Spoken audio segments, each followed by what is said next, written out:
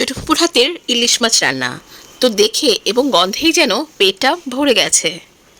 ছোট ফুপু আজকে ইলিশ মাছ ভুনা করতেছে এবং সেটা কিন্তু অনেক মজা হয়, কারণ ও অনেক সুন্দর করে একদম ঝাল ঝাল করে ভুনা করে ইলিশ মাছটা রান্না করে।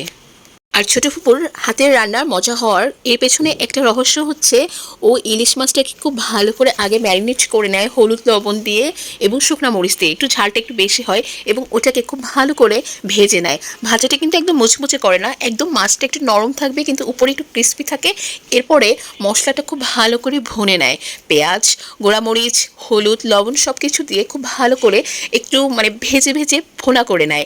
এরপরে তার ভেতরে অবশ্যই কাঁচামরিচ দেয় এবং এরপরে ওই ভাজা ইলিশ মাছটা দিয়ে খুব অল্প আঁচে সেটাকে ও রান্না করে ফেলে। তো এই জন্য আমার ফুপুর হাতের রান্নাটা কিন্তু অনেক মজা হয়। ছোটো ফুপু অনেক মজা করে ইলিশ মাছ রান্না করে। আপনারা এভাবে কে কে ইলিশ মাছ ভুনা করেন অবশ্যই কিন্তু আমাকে কমেন্টস করে জানাবেন। আর আমার এই ইলিশ মাছটা অনেক ফেভারিট, আমরা পুরো বসে একবারই সব মাছ খেয়ে ফেলেছিলাম এবং রান্নাটা সুপারব হয়েছে, একদম ফাটাফাটি।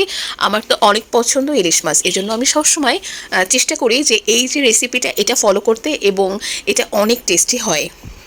এরকম মজার রান্না হলে এক প্লেট গরম ভাত কিন্তু নিমিষে শেষ করে ওঠা যায়।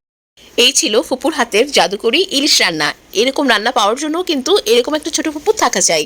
তো কেমন লাগলো রেসিপিটা, আপনারা অবশ্যই ট্রাই করবেন এবং সবাই ভালো থাকবেন।